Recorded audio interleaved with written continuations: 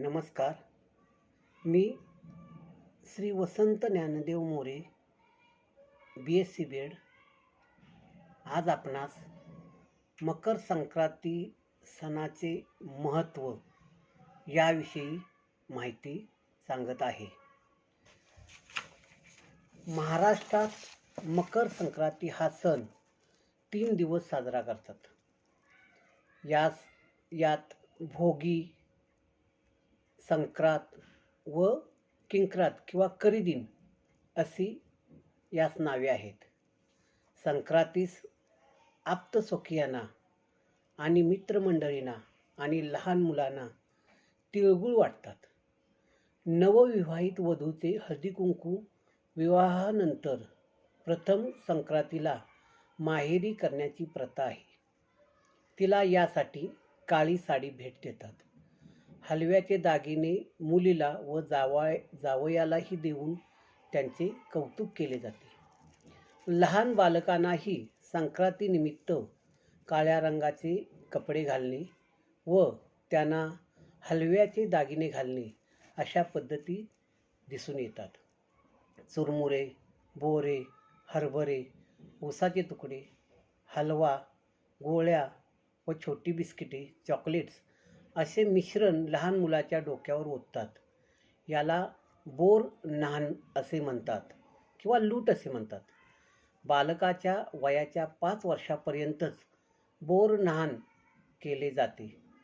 तसेच स्त्रिया या दिवशी तिळगुळ घ्या आणि गोड बोला असे सांगून हळदी कुंकवाचा कार्यक्रम करतात. स्त्रियांना वाण भेट देतात. रथसप्तमी हा हळदी कुंकवाचा शेवटचा दिवस असतो. मराठी स्त्रिया संक्रांती दिवशी आवर्जून काळी साडी नेसतात. संक्रांतीच्या दिवशी गुळाची पोळी आणि तिळाचे महत्त्व असते. संक्रांत उत्सवात छोट्या मुलापासून ते मोठ्या माणसांच्यापर्यंत पतंग उडवतात. याचे कारण काही तास सूर्यप्रकाशात घालवणे, जे आरोग्यासाठी लाभदायक व आनंदी ठरते. गुजरातमध्ये पतंग महोत्सव उत्साहाने साजरा केला जातो.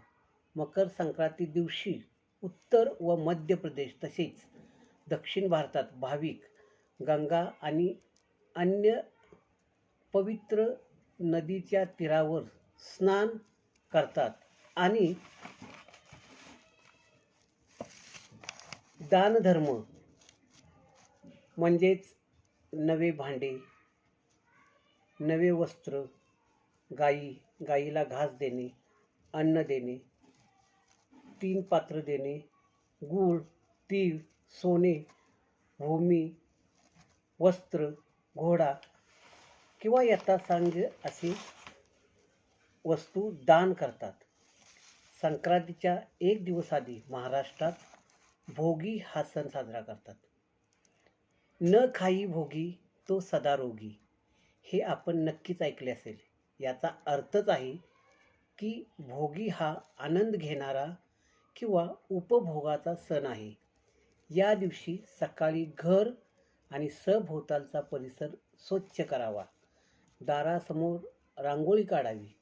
घरातील सर्व लोकांनी पाण्यात तीळ टाकून अभंग स्नान करून नवीन कपडे परिधान करावीत. या दिवशी सर्व शेंगभाज्या, फळभाज्या याची तिळाचा कूट घालून केलेली मिश्र भाजी, तीळ लावलेली बाजरीची भाकरी, लोणी आणि खमंग मुगाची खिचडी असे पदार्थ आवर्जून केले जातात. अनेक ठिकाणी सासरच्या मुली भोगी सणाचा आनंद घेण्यासाठी या दिवशी माहेरी येतात. या भाज्या व तीळ हिवाळ्यात मुबलक प्रमाणात असतात. या भोगीच्या मिश्र भाजी व तिळाची भाकरी, लोणी या पदार्थातून उष्णता मिळते, ज्यामुळे शरीर पुन्हा वर्षभर काम करण्यास सज्ज राहते. या दिवशी काही राज्यात लहानशी होळी करतात आणि त्यात काही वस्तूची आहुती देतात. भोगी साजरी करण्यापाठीमागे कारण इंद्रदेवाने धर्तीवर उदंड पिकावी म्हणून प्रार्थना केली होती. म्हणून पीक वर्षानुवर्ष अशीच पिकत राहावी या प्रार्थनेसह भोगी हा सण साजरा करण्याची प्रथा आहे. संपूर्ण भारतभर मकर संक्रांती हा सण साजरा केला जातो. हा सण तामिळनाडूत पोंगल, आसाममध्ये भोगली बिहू, पंजाबमध्ये लोहिरी, तर राजस्थानमध्ये उत्तरावण या नावाने साजरा केला जातो.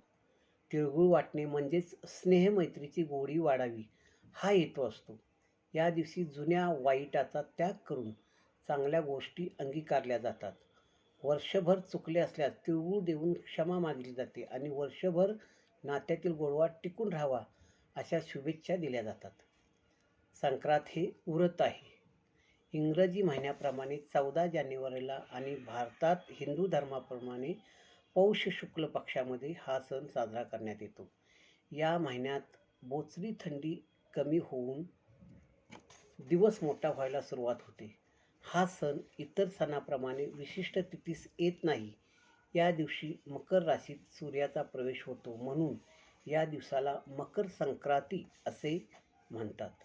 या सणाचा आणि सूर्याचा खास संबंध आहे, कारण सूर्यप्रकाश सर्व सृष्टीचे जीवन मरण अवलंबून असते. सूर्य हा चराचर पृथ्वीचा आत्मा आहे. म्हणून काही भागात सूर्य देवतेची रथसप्तमीपर्यंत उपवास धरून उपासना करतात. सलग रथसप्तमीपर्यंत 7 दिवस सकाळी उठून स्नान करून सूर्य देवतेची पूजा करतात व रोज नवीन फळाचा नैवेद्य सूर्य देवतेस अर्पण करतात. दिवसभर नामस्मरण, ग्रंथ वाचन, गायत्री मंत्र व स्तोत्र पठण करतात. 7 दिवस गोड फळे किंवा गोड खिचडी व दूध भक्षण करतात.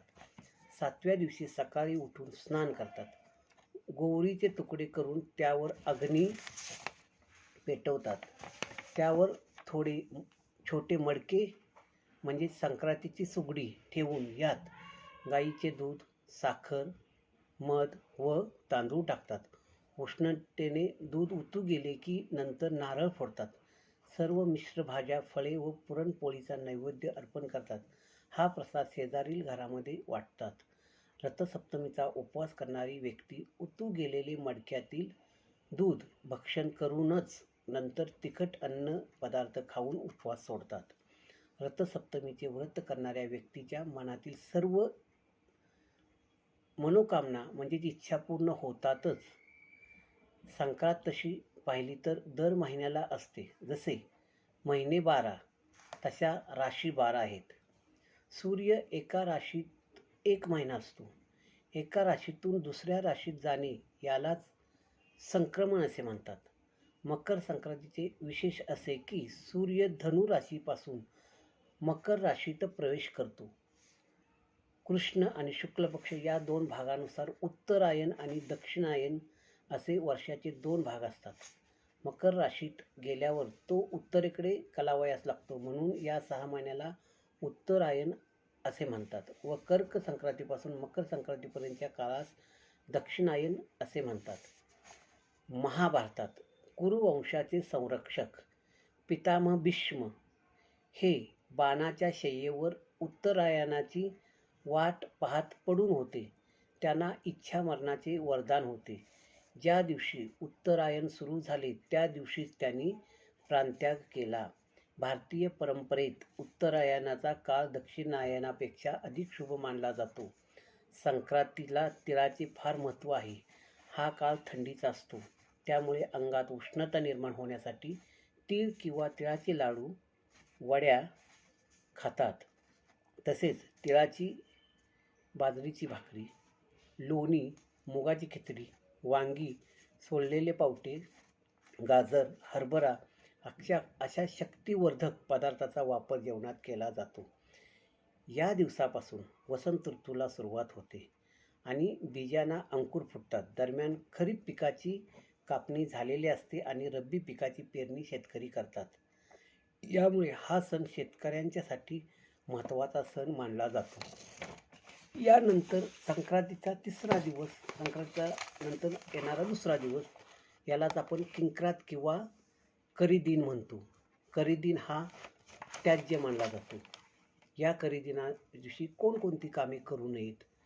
उदाहरणार्थ दात घासणे, कठोर बोलणे, वृक्ष गवत तोडणे, गाई म्हशीची धार काढणे व कामविषयक पदार्थाचे सेवन करू नये. ही कामे किंक्राती दिवशी म्हणजेच खरेदीने करू नये. अशा पद्धतीने भारतात मकर संक्रांत, भोगी, संक्रांती व किंक्रात म्हणजेच खरेदी अशा 3 दिवस साजरा केला जातो.